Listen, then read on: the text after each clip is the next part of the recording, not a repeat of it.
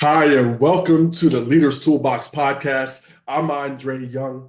I hope that you've had an amazing day so far, and we look forward to making it even a bit better with today's special guest. And I'm proud to say a great friend of mine, Justin Schenck. Welcome to the show. Andre, man, and I'm happy to be back. I don't know if I've been on this iteration of the show, but we've had a number of conversations, and they're always fruitful. And every time we get together, just you and I chatting, like I love how deep we can go into conversation about business and life and relationship. And hopefully, your audience likes to hear what we have to say today. Well, guys, you heard how smooth Justin just delivered your high because he is, I'm going to say, the world's best podcaster. So, from the Growth Now movement, Justin Schenck, I'd love for you to share what that is. And then we're going to delve in because everyone listening here is a leader either of their own life, hopefully, a leader professionally or aspiring to be. So the nuggets that you're going to share today are going to help us both professionally or personally. But let's start with what the Growth Now movement is. Yeah, man. So it's an Inc. magazine top rated podcast that I started 9 years ago. And to kind of put that in context, I would tell people 9 years ago that I was starting a podcast or I had a podcast, and they would go, "What's a podcast?" Right? And now their reaction is, "Oh, you have one too," and they kind of roll their eyes.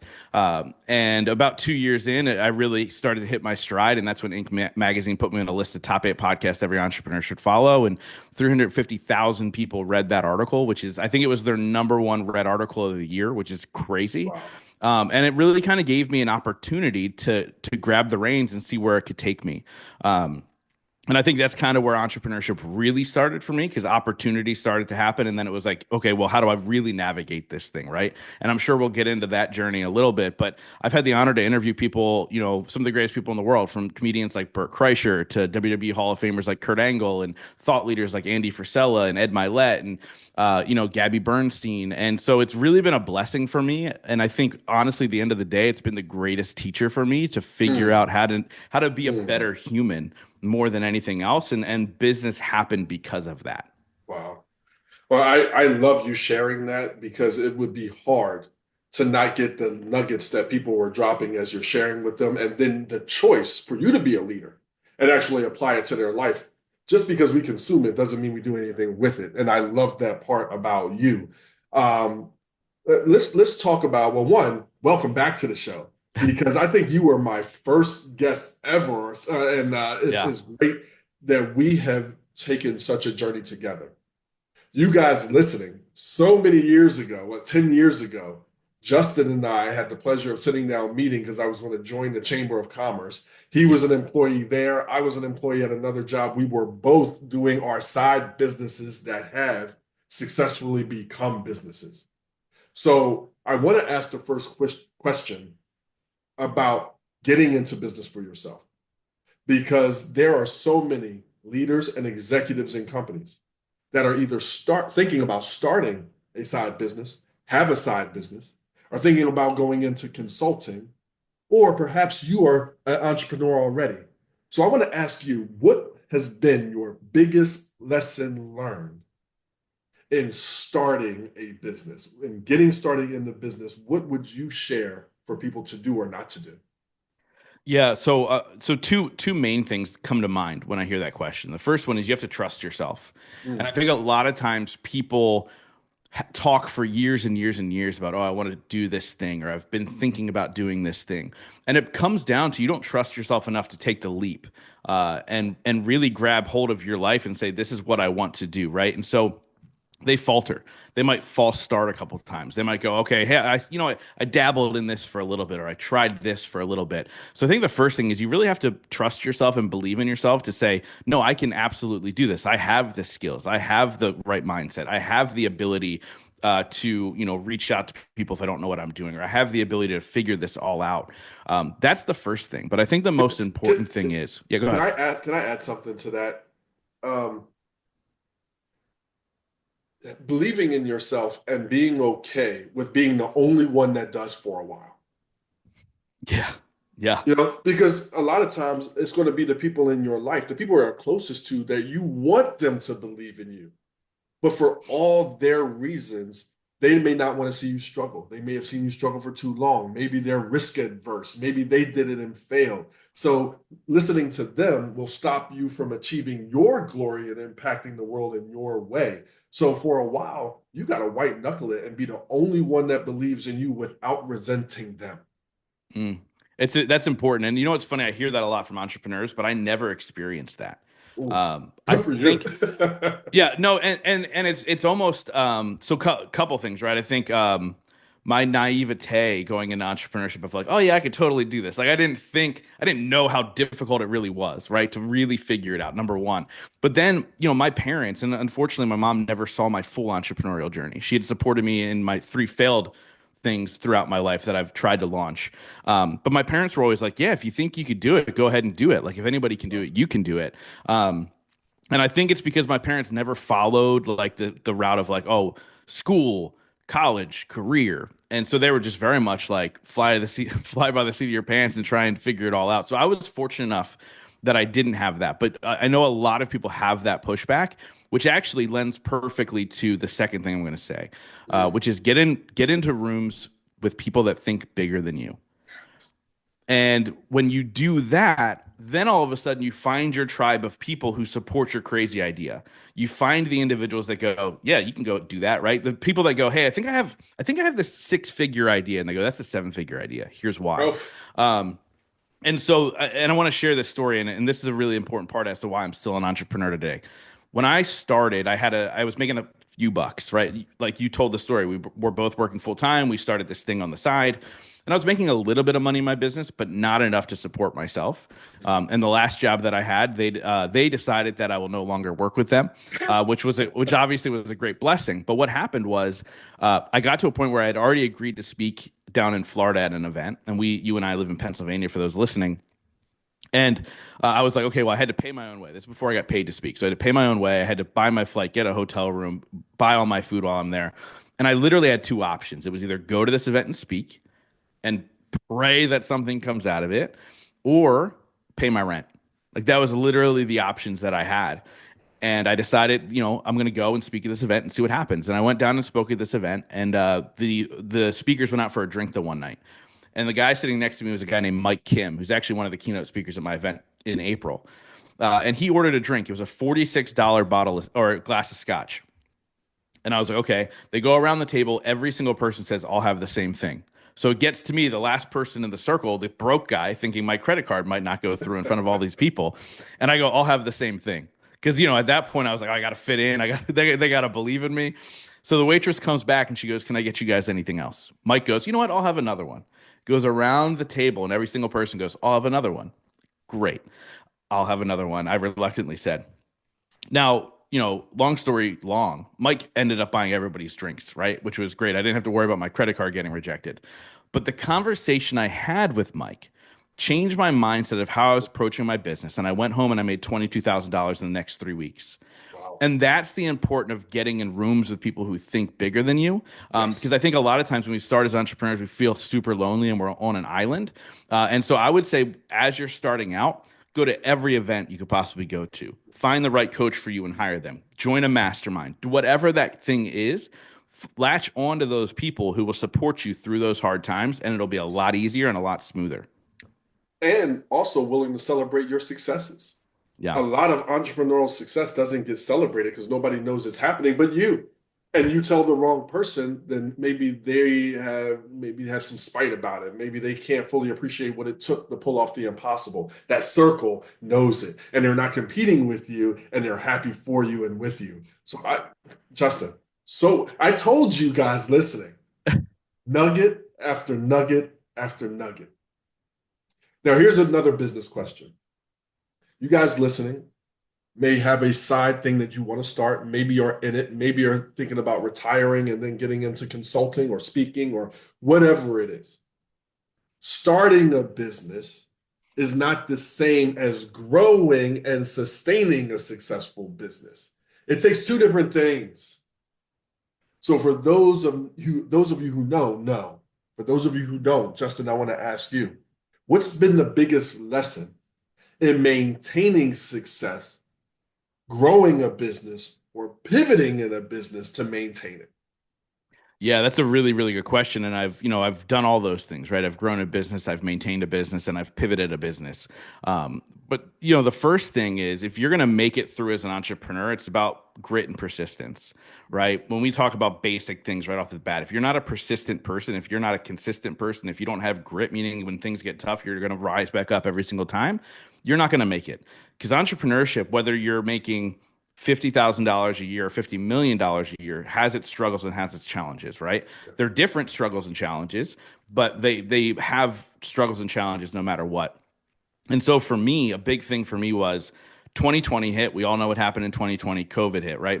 70 to 75% of my business at that time was speaking and my live event that I throw. So overnight, 75% of my income Mm. disappeared. And I was literally making the same amount of money that like 19-year-old Justin made selling cell phones. Like it was bad news. And I was like, what do I do? And this is kind of the importance of like entrepreneurship and learning how to pivot. So I've lost all my income. I have no idea what to do. I can't make the world open back up. I can't make things just happen, right? That's out of my control. And so I sat down and I said, okay, what's in my control? What's in my control is I can make certain changes in my business in order to earn income in different ways, right? And so what I ended up doing was I hired a coach. Paid a lot of money for a coach to help me through a process, and I was like literally back against the wall, very similar to the story of like deciding to go to Florida instead of paying your rent. So I hired a coach. He goes, all right, what your first thing you're gonna do is you're gonna build a course. I was always anti-course because I felt like people don't follow through and get to the end all the time. And he helped me get through that mind block of like, that's not your job to make sure they get through it. Your job is to create really good content. And if they get through it, they get the success. And so I launched what am I talking about here? I launched the course rather quickly, which that generated about $40,000 of income in about 6 to 7 months. And I was like, okay, great, that's rolling there. He then taught me about virtual online events, and I was like, well, I don't, there's a couple things, right? Do people pay for them? Should they not pay for them? How do we look at it? And so I decided to roll out a free one. And I had certain sponsored speakers pay me money. Okay, that's another $30,000. And here we are starting to piece together all these things. This completely changed how I approach business. Before this entire thing happened, I was like, hustle, hustle, hustle. What's the next speaking thing I'm going to do? How am I going to piece together this event? I was spending so much time trying to get in the right rooms and speak on the stages and do this and do that and reaching out. And I was working all these hours. And then post that, I realized, hold on, I did this work. I pushed really hard for a couple weeks. And then it was like almost set it and forget it. I was making money on the back end and everything was started to be passive.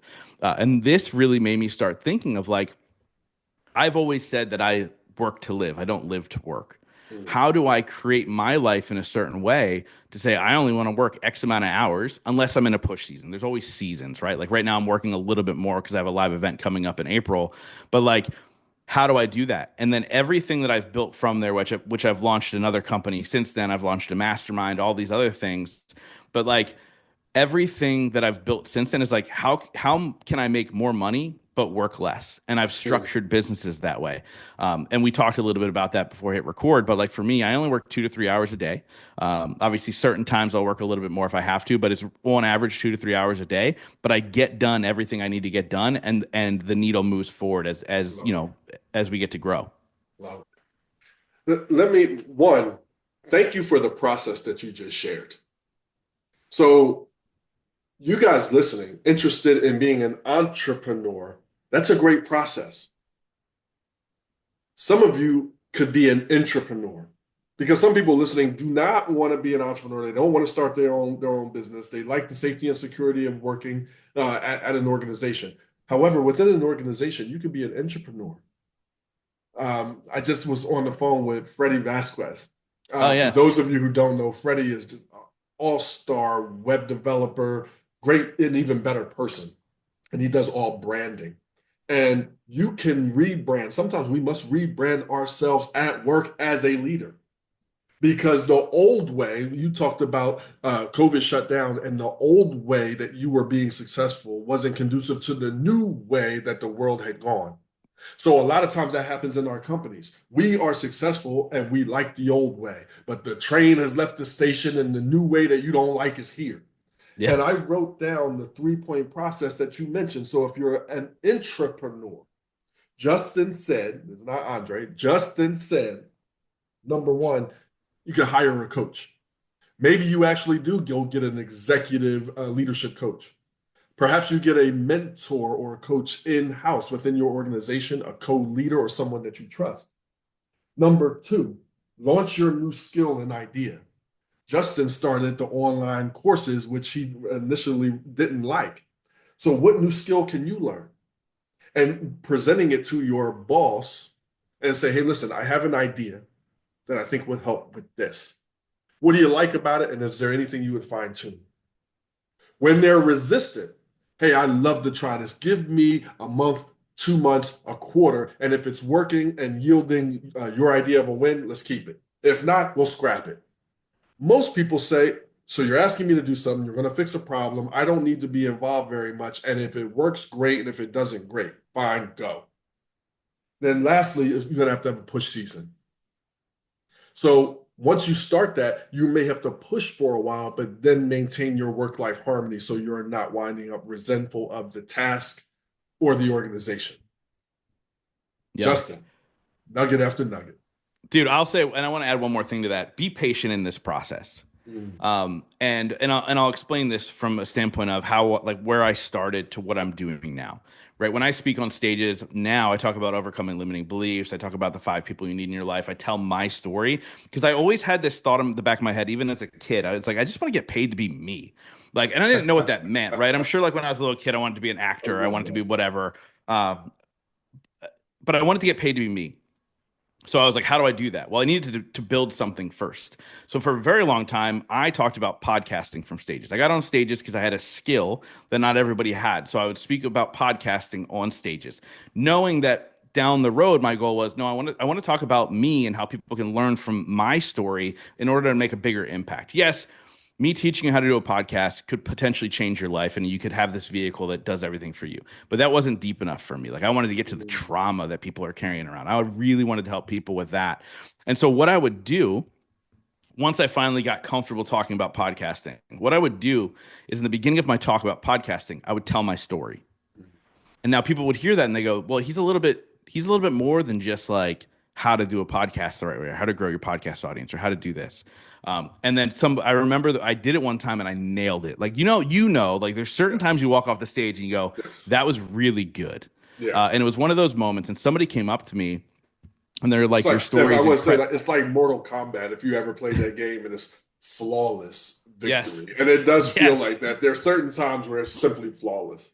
Yeah, and you walk off and you feel real good, right? Like shoulders back, you're ready to rock. And somebody came up to me and they go, "Your story's incredible. Do you talk more on that?" And I go, "I do." And they go, "Well, we're hosting this event in Montana. Will you come speak? Will you come be our keynote speaker? I'd want to hear more about that." And then that was the first time I got good money to speak. That was the first time in front of a super large audience talking about my story. And then that launched the next phase, the next phase, the next phase. But it was a slow kind of gradient out of like, okay, podcast slowly goes out. I now only do podcast talks once a year. It's to go hang out at Podfest. That's it. And now the rest of what I do is really my story and talking about business as I've evolved and learned business and stuff like that. But I think patience is key. Like I look back now and I go, if 32-year-old Justin wasn't patient and Right. gave up because I'm sick of talking about this and went back to a corporate job, I'd be miserable again. So Yes. patience is key through that process. Absolutely. Looking back, I often look back through pictures. My daughter, the youngest daughter is 5 years old. And when I put her to bed at night, we go to Google Photos and we just randomly scroll back as far as we can. And then we start looking at pictures. And it's amazing how long that you, and maybe you listening have been doing this thing. So Hmm. there's no overnight success. I do want to ask you, you've had the privilege, the pleasure of speaking with some of the greatest minds and successes in our world. What are the 1 to 2 biggest lessons that still stand out to you today that you picked up as nuggets that has helped you and that you share from time to time? Yeah, I mean, more than anything, and I'll go with one because I think it's super powerful and it takes a little bit to explain. But somebody asked me years ago, they said, what's the common theme behind everybody you've interviewed? Now, I've interviewed people from all different walks of life. Like I actually just interviewed my first billionaire the other day, multi-billionaire. But like, so you talk about that, right? Business billionaire to comedian who rips his shirt off and is 100 plus pounds overweight to spiritual thought leaders to relationship people. Like I've looked at all this. I've interviewed all these people. I'm like, how could there be a common ground? And I realized I ask a question to every single person. It's a two-part question. The first part is, what's your definition of success? The second part is, what are three things you do every single day to ensure that's success for yourself? And the common theme was the three things they did. And I'd say 90 to 95% of the time, all three things were to fill their cup or to take care of themselves, whether it was moving their body, meditation, learning something new, building stronger relationships. And I was like, well, this is all things to fill their cup, but I'm talking to people who have the biggest impact and the biggest hearts and give more than anybody else in the world. And then I realized, oh, wait, we have to fill our cup first. And what's in Mm, our cup is for me, and what mm, overflows is for every single person. And so I mm. started to have non negotiables in my life every single day in order to make sure I'm filling my cup so I can continue to give more. And the reaction to that was, um, my business grew, my relationships got better, my life got better, like all these Yes, things just because I yes. decided to take care of myself first. And that's probably the biggest lesson I've learned. Wow. Can we just pause for a second and let that sink in? Being able, being willing to do that through the guilt. We had talked before we hit record, and I think it's worth talking about again and sharing. Um, so many times we become our work. And I love what I get to do. I touch my business every day. I would not ask my employees or people I outsource with to do that. I do that because that's who I am. And you may be doing that, whether it's at work or as a mom or as a dad, because of our kids. And we become our work and our duties. And at some point, we've all going to fly into Burnoutville or Disappointed Town and have a professional or personal temper tantrum of, look how much I do. And we can demote ourselves for all the right and noble reasons. And Justin, you and I were speaking beforehand, hobbies, and so many entrepreneurs or motivated intrapreneurs don't have hobbies and they're not filling their cup. So, can you talk a little bit more about your experience with that and the hobby part that we discussed? Yeah, I mean, I don't think I had a hobby for a really long time. It was just grind, grind, grind, and then I kind of realized like I enjoy a really good cigar, which, believe it or not, it's a hobby. It might not be the healthiest hobby, but it's a hobby because you get to learn all the different flavor palettes and all the things, and you dive deeper into it. And And then I smoke cigars as well, and we smoke them together. yeah, I have never had a bad time or a bad conversation with a cigar in my hand, ever. it's true. And people like it's so funny. People who don't smoke cigars, they don't get that. They're like, wait, I don't understand. You can have a conversation without the cigar. I go, no, there's something about it where the Mhm. conversation gets deeper. You talk about more important things. I don't quite know what it Yes. is, but there's something. And then the other one, I'm kind of a 40-year-old child. My other hobby is Legos. The big sets that are purposely made for adults. But that's something newer in my life where I realize like it allows me to shut my brain off and I'm just Yes. there in the moment. And it's almost like a meditation in many ways as Yeah. I'm putting these sets together.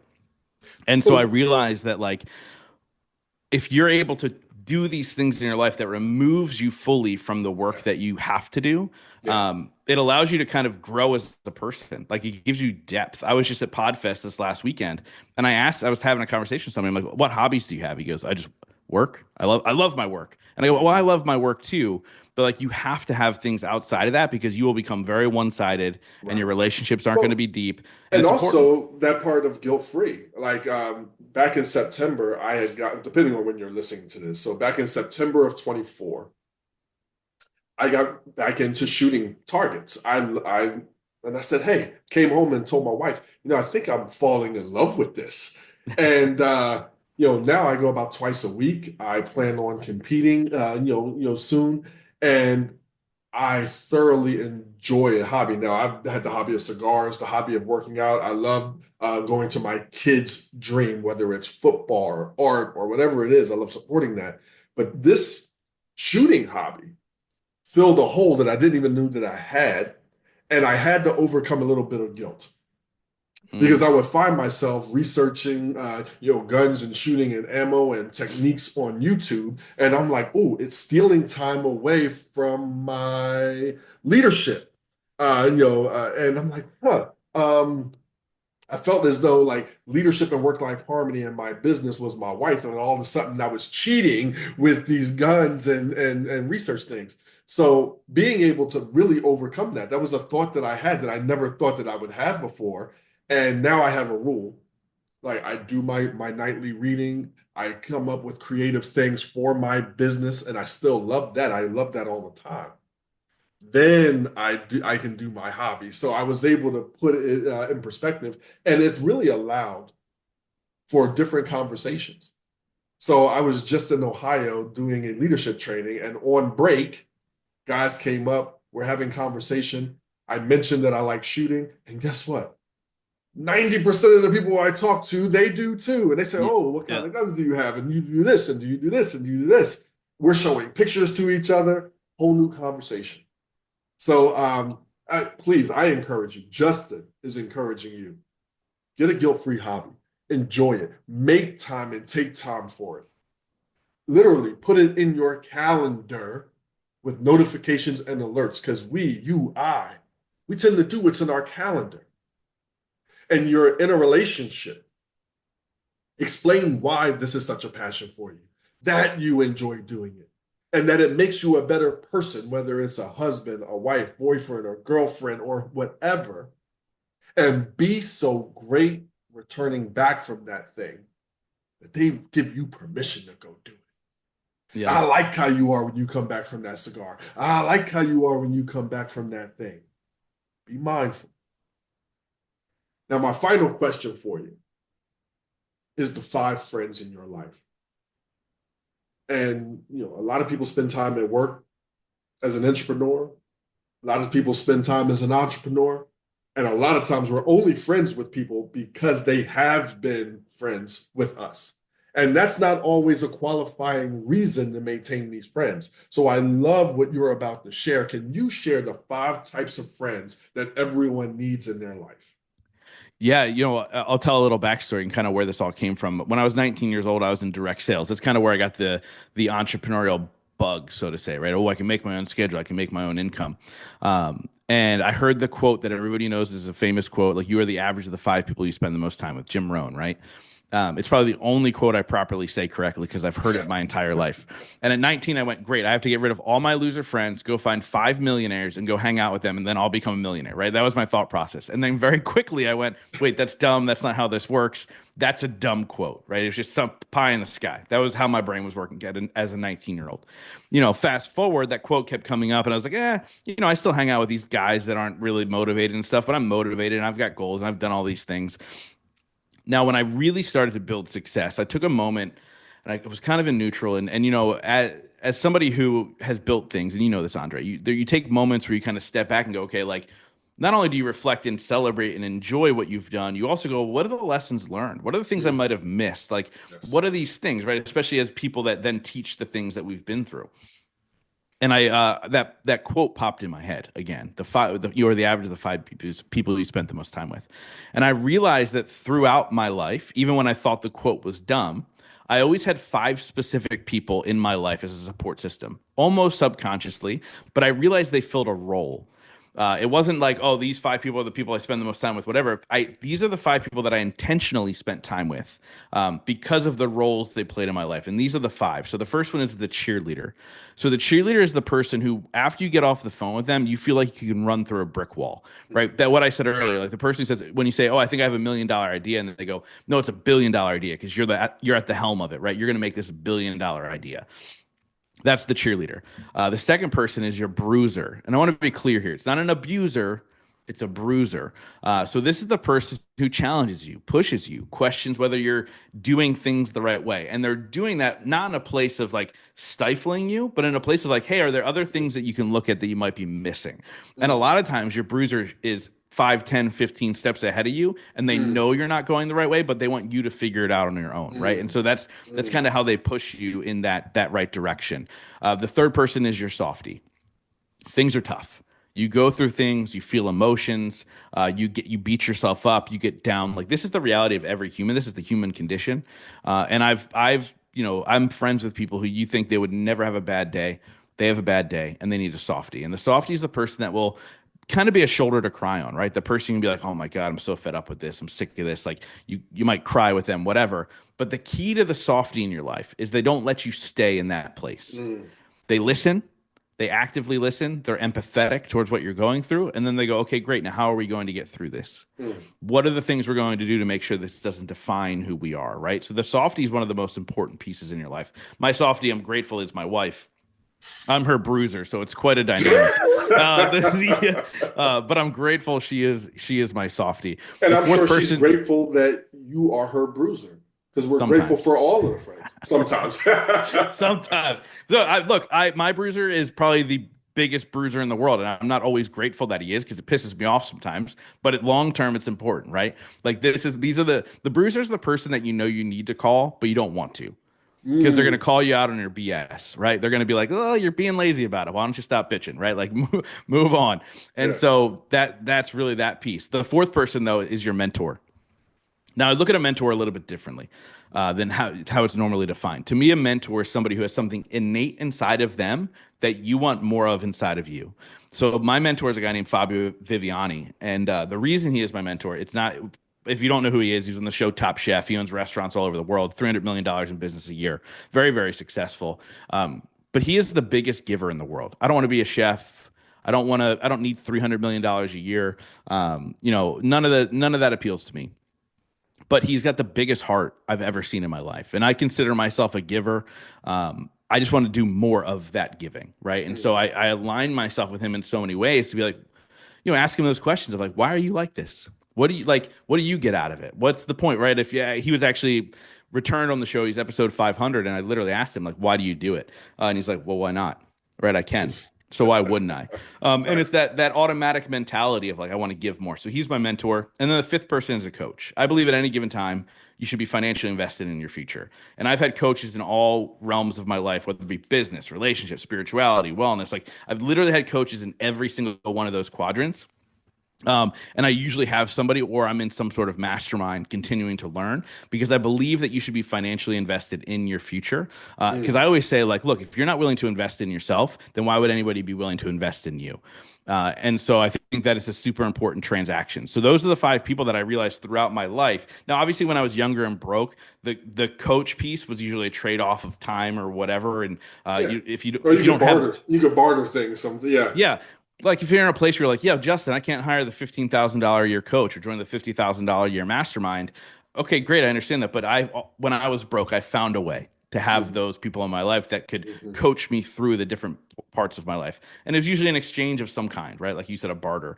But those are the five people that throughout the last Wow. 20 years of my life they've always been present. Now they've evolved over time, right? Like I would say my lineup now is an all-star stellar lineup because I've had the honor of interviewing 550 plus people. And Right. so like my network's insane. But maybe start small, go to a local event, Growth Now Summit Live, Yes. shout out, right? Like go to a local event and find people that are thinking bigger than you and start to build those relationships. And then you can have those people in your life.